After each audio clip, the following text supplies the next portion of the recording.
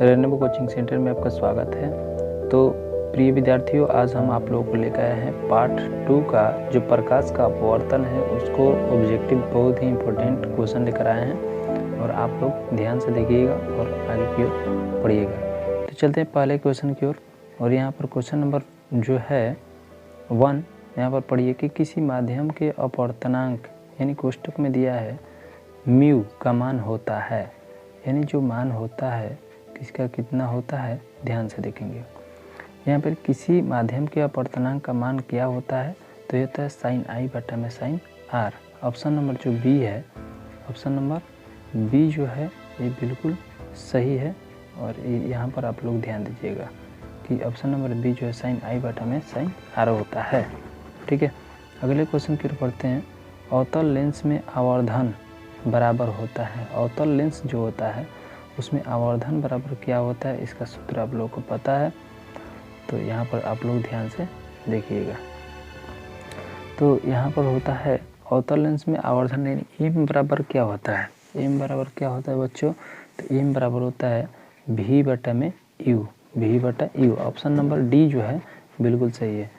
यहाँ पर भुलवाने के लिए देखिए, यहाँ पर दिया है यू बटा भी, यहाँ पर दिया है भी बटा यू, तो भी बटा में यू होता है। ठीक है, अगले क्वेश्चन की ओर बढ़ते हैं। अगला क्वेश्चन है एक उत्तल लेंस होता है। एक उत्तल लेंस, उत्तल लेंस का परिभाषा का अगर बात करते हैं आप लोगों को दिमाग में आ गया होगा कि उत्तल लेंस का परिभाषा क्या होता है। ठीक है, तो यहाँ पर आप लोग ध्यान देंगे कि दिया है कि एक उत्तल लेंस होता है, क्या होता है, उत्तल लेंस किनारों की अपेक्षा बीच में क्या होता है, मोटा होता है। या उत्तल लेंस का आप लोग परिभाषा भी जानते हैं कि एक उत्तल लेंस होता है, उत्तल लेंस जो होता है किनारों की अपेक्षा जो होता है बीच में क्या होता है, मोटा होता है। वैसा लेंस जिसके बीच में मोटा और किनारे की ओर पतला, उसे उत्तल लेंस भी कहा जा सकता है। ठीक है, अगले क्वेश्चन की ओर बढ़ते हैं। अगला क्वेश्चन है कि प्रकाश के अपवर्तन के कितने नियम हैं। तो प्रकाश के अगला क्वेश्चन है कि प्रकाश के अपवर्तन के कितने नियम है बच्चों, तो कितने नियम है, 2। कितने नियम है, 2। ठीक है, बिल्कुल आपका सही आंसर है। अगले क्वेश्चन की ओर बढ़ते हैं। कह दिया है कि किस लेंस के द्वारा सिर्फ काल्पनिक प्रतिबिंब बनता है। इसमें जो दिया है कि कौन से लेंस ऐसा है जो कि इसमें काल्पनिक प्रतिबिंब क्या होता है, बनता है। तो कौन सा लेंस है कि इसमें काल्पनिक केवल प्रतिबिंब बनता है। तो 5 के ऑप्शन नंबर जो है बी जो है बिल्कुल सही है, अवतल लेंस। अवतल लेंस जो होता है इसमें सिर्फ काल्पनिक प्रतिबिंब बनता है। नेक्स्ट क्वेश्चन की ओर बढ़ते हैं। नेक्स्ट क्वेश्चन दिया है कि किसी बिंब की वास्तविक तथा समान आकार की प्रतिबिंब प्राप्त करने के लिए, यानी किसी बिंब की वास्तविक तथा समान आकार का प्रतिबिंब प्राप्त करने के लिए बिंब को उत्तल लेंस के सामने कहाँ रखा जाएगा। मतलब अगर कोई भी बिंब प्रतिबिंब बन रहा है तो उसका वास्तविक तथा समान आकार का प्रतिबिंब प्राप्त करने के लिए, वास्तविक और समान आकार का प्रतिबिंब अगर प्राप्त करना जाए तो उत्तल लेंस में उसको कहाँ रखेंगे कि जो प्रतिबिंब होगा उसका वास्तविक और समान आकार का प्रतिबिंब प्राप्त होगा हमें।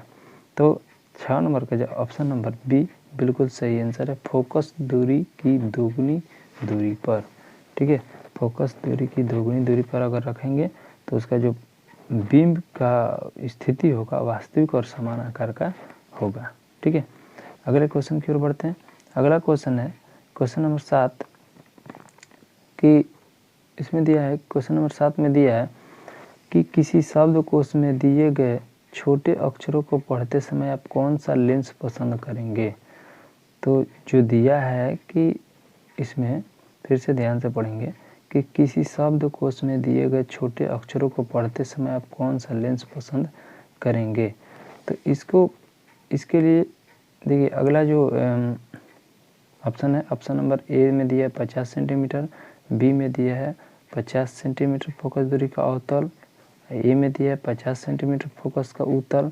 तो अगले की ओर देखते हैं, अगला में क्या है। अगला ऑप्शन जो है, दोनों जो ऑप्शन था वो बिल्कुल गलत है। ठीक है, वो नहीं हो सकता है। तो यहाँ पर ध्यान से आप लोग देखिए। हाँ, तो इसमें इसका बिल्कुल आंसर जो सही होगा वो होगा 5 सेंटीमीटर फोकस दूरी पर का उत्तल लेंस होगा। 5 सेंटीमीटर का जो होगा फोकस दूरी का उत्तल लेंस होगा। अगले क्वेश्चन की ओर बढ़ते हैं।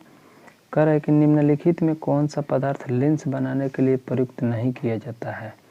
इसमें बताना है कि दिया है कि जो ऑप्शन में दिया है कि पहला में दिया है कांच, दूसरा में दिया है मिट्टी, तीसरा में दिया है जल और चौथा में दिया है प्लास्टिक।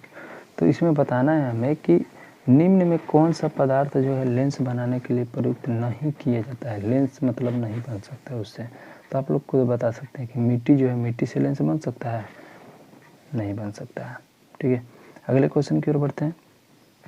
अगला क्वेश्चन है 9 नंबर, यदि उत्तल लेंस के सामने किसी ठीक है वस्तु 2f पर रखी जाए तब उसका प्रतिबिंब कहाँ बनेगा।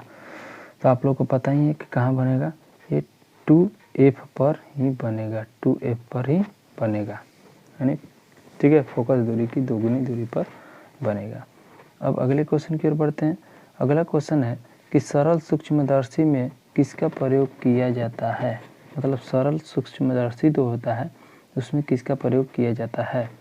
तो इसका प्रयोग किया जाता है उत्तल लेंस का। जो सरल सूक्ष्मदर्शी होता है इसमें किस लेंस का प्रयोग किया जाता है, उत्तल लेंस का प्रयोग किया जाता है।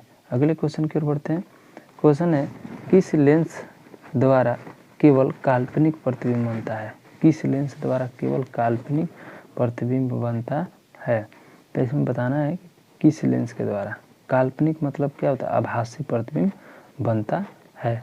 तो अवतल लेंस जो होता है इसमें केवल काल्पनिक प्रतिबिंब बनता है। अवतल लेंस में काल्पनिक प्रतिबिंब बनता है। अगला क्वेश्चन है 12 नंबर क्वेश्चन है, यदि वस्तु उत्तल लेंस के ठीक है उत्तल लेंस के फोकस तथा फोकस दूरी की दोगुनी दूरी के बीच हो तो प्रतिबिंब कहाँ बनेगा। ठीक है, ध्यान से क्वेश्चन को देखेंगे। बोल रहा है कि यदि वस्तु उत्तल लेंस के, उत्तल लेंस है, लेंस कौन है, उत्तल, फोकस तथा फोकस दूरी की दोगुनी दूरी के बीच हो तो प्रतिबिंब कहाँ बनेगा। तो इसका बिल्कुल सही आंसर है वास्तविक, उल्टा तथा वस्तु से क्या होगा, बड़ा बनेगा। ठीक है, अगले क्वेश्चन की ओर बढ़ते हैं। दिया है क्वेश्चन नंबर 13 में कि उत्तल लेंस को और किस लेंस के नाम से भी जाना जाता है, या उत्तल लेंस को और कौन सा लेंस कहा जाता है। ठीक है, तो आप लोग को पता ही है कि इसको अभिसारी लेंस भी कहा जाता है। यानी उत्तल लेंस को दूसरा नाम क्या है, अभिसारी। यानी किसी व्यक्ति का 2-4 गो नाम होता है, उसी तरह से उत्तल लेंस जो होता है उसको अभिसारी लेंस भी कहते हैं। अब यहाँ पर अगले क्वेश्चन की ओर बढ़ेंगे हम। ध्यान से देखिए, क्वेश्चन नंबर दिया है कि लेंस की क्षमता व्यक्त की जाती है। तो लेंस की जो क्षमता होती है व्यक्त की जाती है। इसमें ऑप्शन का देखते हुए इसमें बिल्कुल ऑप्शन सही है, ऑप्शन नंबर डी, फोकस दूरी के व्युत्क्रम द्वारा। अगले क्वेश्चन की ओर बढ़ते हैं। दिया है अगला क्वेश्चन कि उत्तल लेंस द्वारा आवर्धित काल्पनिक प्रतिबिंब तब बनता है जब वस्तु रहती है। यानी उत्तल लेंस द्वारा आवर्धित काल्पनिक प्रतिबिंब तब बनती है जब वस्तु की जब स्थिति कहाँ रहेगी कि उत्तल लेंस में आवर्धित काल्पनिक प्रतिबिंब बनेगा। तो 15 नंबर क्वेश्चन का ऑप्शन नंबर सी जो है, फोकस और लेंस के बीच में जब वस्तु को रखेंगे उत्तल लेंस में तो क्या होगा, हमारा आवर्धित काल्पनिक प्रतिबिंब बनेगा। अगला क्वेश्चन है 16 नंबर क्वेश्चन है कि दिया है कि सघन माध्यम से विरल माध्यम में, ठीक है, सघन माध्यम से विरल माध्यम में गमन करने पर आपतन कोण और अपवर्तन कोण आर में क्या संबंध होता है। जब ध्यान से देखिए, जब सघन माध्यम से विरल माध्यम में गमन करता है तो आर जो होता है बड़ा होता है आई से। क्या होता है, आर जो होता है बड़ा होता है किससे, आई से। क्या होता है, बड़ा होता है। ठीक है, तो यहाँ पर आर जो होगा बड़ा होगा आई से। ठीक, नेक्स्ट क्वेश्चन की ओर बढ़ते हैं। ठीक है, क्वेश्चन नंबर जो अगला है, देखिए ये सब बहुत ही इम्पोर्टेंट क्वेश्चन है। ठीक है, तो ध्यान से आप लोग देखिएगा और समझिएगा। अब यहाँ पर ध्यान से देखेंगे, क्वेश्चन में दिया है कि प्रकाश की जो चाल होती है, प्रकाश की चाल सबसे अधिक होती है। प्रकाश की जो चाल होती है सबसे अधिक किस में होती है। तो ऑप्शन नंबर 1 कांच में, बी में है वायु में, सी में है निर्वात में और डी में है ए और सी दोनों में। तो आप लोग के अनुसार कौन सा आंसर होगा, ये बिल्कुल बिल्कुल सही है कि शून्य जो होता है, शून्य निर्वात में प्रकाश की चाल सबसे अधिक होती है। ठीक है, अगले क्वेश्चन की ओर बढ़ते हैं।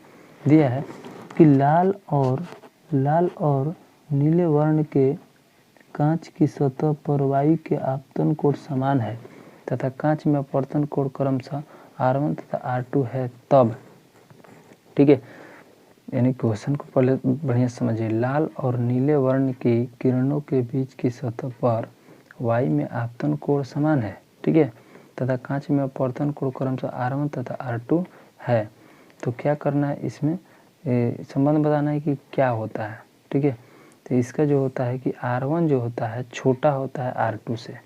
R1 जो होगा छोटा, जब ऐसा स्थिति आएगा तो R1 जो होता है R2 से हमेशा क्या होता है, छोटा होता है। अगले क्वेश्चन की ओर बढ़ते हैं। स्नेल के नियम के अनुसार, स्नेल के नियमानुसार क्या होता है। स्नेल का नियम आप लोगों को पता है कि क्या होता है। स्नेल का नियम है, क्या है बाबू, ध्यान से। स्नेल का नियम के अनुसार म्यू बराबर क्या होता है, साइन आई बटा में साइन आर, साइन आई बटा में साइन आर होता है। ठीक है, अगले क्वेश्चन की ओर बढ़ते हैं। आभासी प्रतिबिंब का निर्माण होता है, आभासी प्रतिबिंब का निर्माण होता है ऑप्शन के अनुसार देखते हुए बताना है। केवल उत्तल लेंस में, केवल अवतल लेंस में, ठीक है, दोनों लेंस में, और ऑप्शन नंबर डी जो है किसी लेंस में नहीं। ठीक है, तो आप इस ऑप्शन को देखिए कि कौन से जो लेंस है जिसमें आभासी प्रतिबिंब का निर्माण होता है। ठीक है, तो ऑप्शन नंबर आप लोगों के अनुसार कौन सा सही होना चाहिए। क्या देखिए, उत्तल लेंस में भी आभासी बनता है, अवतल लेंस में भी आभासी प्रतिबिंब बनता है, तो इससे बेटर है दोनों लेंस में। सी में जो सी, ऑप्शन नंबर सी बिल्कुल सही है। ठीक है, अगले क्वेश्चन की ओर बढ़ते हैं।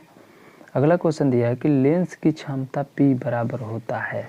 लेंस की जो क्षमता है उसको कैसे मतलब लिखा जाता है, अगर क्षमता निकालना आता है तो आप लोगों को पता है कि लेंस की क्षमता निकालने के लिए तो ऑप्शन नंबर कौन सा सही होगा, ऑप्शन नंबर डी जो होगा 1 बटा में क्या हो जाएगा, एफ हो जाएगा।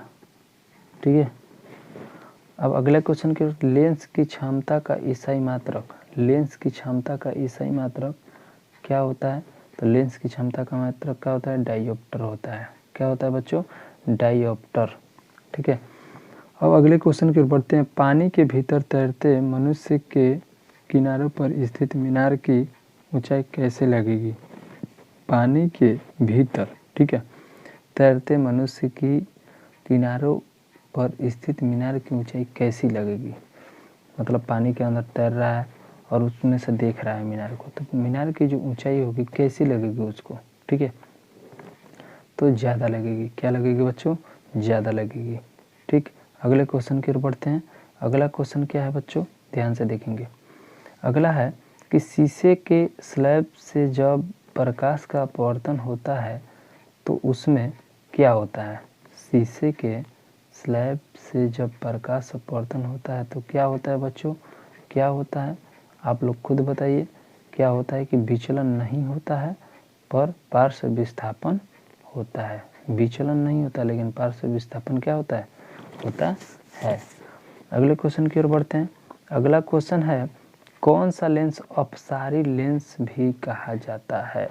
कौन सा लेंस अपसारी, अपसारी, और कुछ समय पहले क्वेश्चन आया था कि उसमें दिया था अभिसारी, तो अभिसारी में आप लोग कौन मारे थे।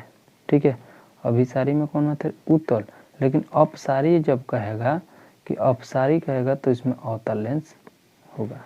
यानी अवतल लेंस को अपसारी नाम से जाना जाता है और उत्तल लेंस को किस नाम से जाना जाता है, अभिसारी।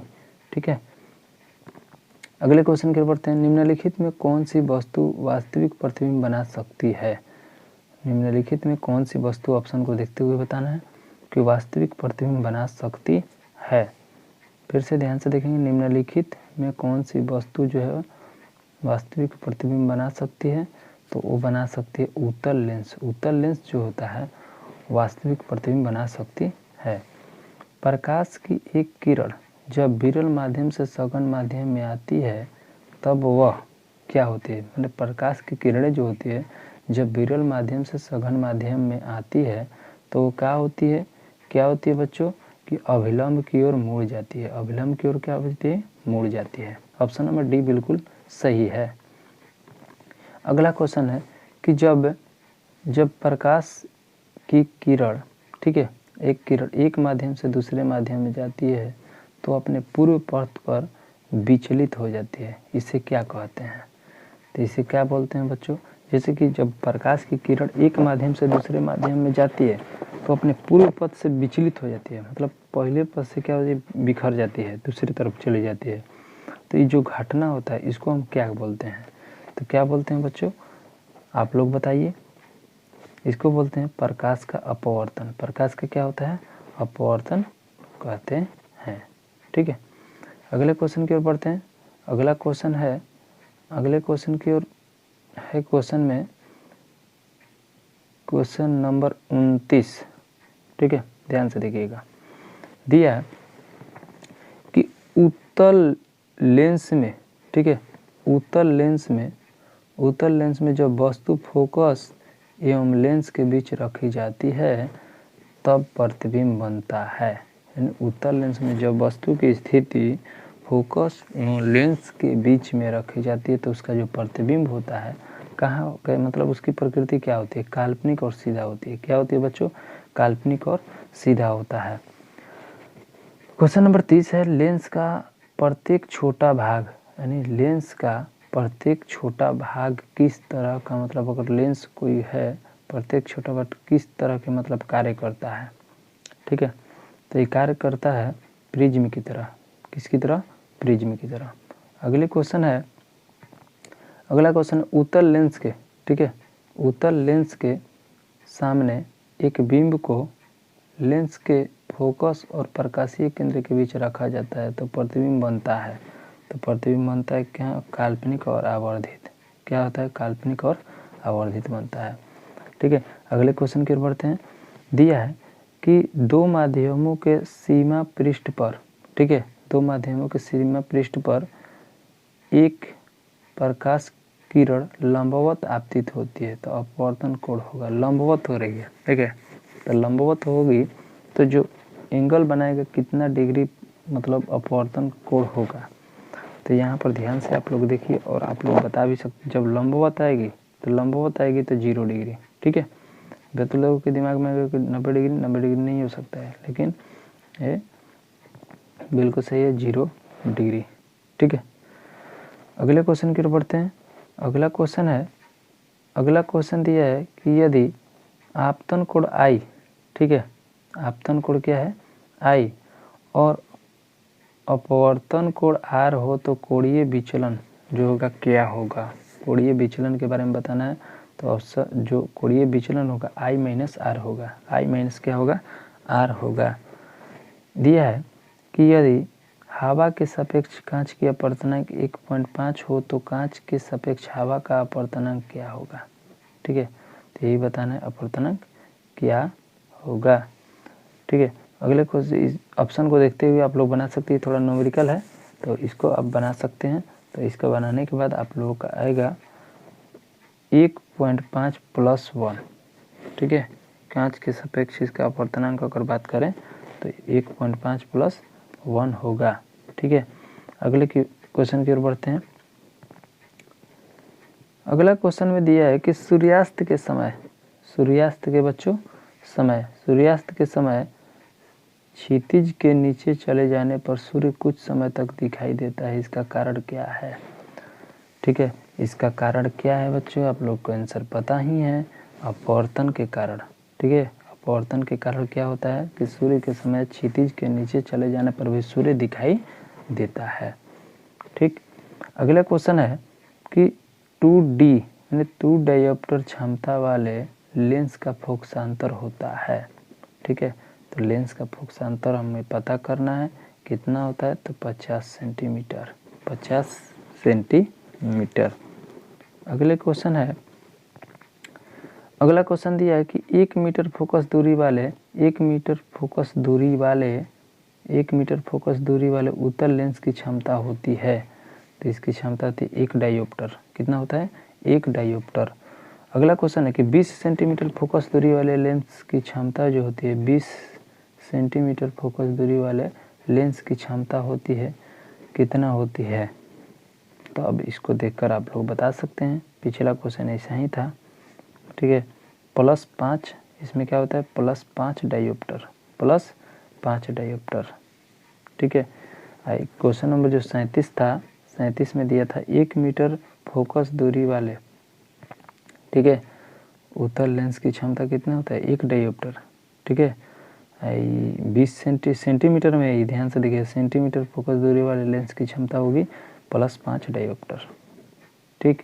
अगला क्वेश्चन दिया है कि एक उत्तल लेंस से 30 सेंटीमीटर की दूरी पर एक वस्तु रखी गई, लेंस से उतनी ही दूरी पर वास्तविक प्रतिबिंब प्राप्त होता है, तो लेंस की फोकस दूरी ज्ञात करें। तो लेंस की फोकस दूरी जो है क्या हो जाएगा जी, 15 सेंटीमीटर। क्या होगा, 15 सेंटीमीटर, ठीक। अगले क्वेश्चन की ओर बढ़ते हैं। अगला क्वेश्चन क्या है, आप लोग ध्यान से देखिएगा। अगला क्वेश्चन है कि दिया है कि एक उत्तल लेंस की फोकस दूरी 20 सेंटीमीटर, लेंस की क्षमता क्या होगी। एक उत्तल लेंस है, उसकी फोकस दूरी क्या है, 20 सेंटीमीटर है, तो उसकी जो क्षमता होगी लेंस की कितना होगी। तो कोई भी लेंस होता है उसकी क्षमता जो व्यक्त किया जाता है डायोप्टर में किया जाता है। तो इसमें से आप लोग बताइए कितना हो सकता है, तो +5 डायोप्टर। अब देखिए अगला क्वेश्चन है, बहुत ही इंपॉर्टेंट क्वेश्चन है कि लेंस की क्षमता का ईसाई मात्रक। तो लेंस की क्षमता का ईसाई मात्रक क्या होता है बच्चों, तो ये होता है डायोप्टर।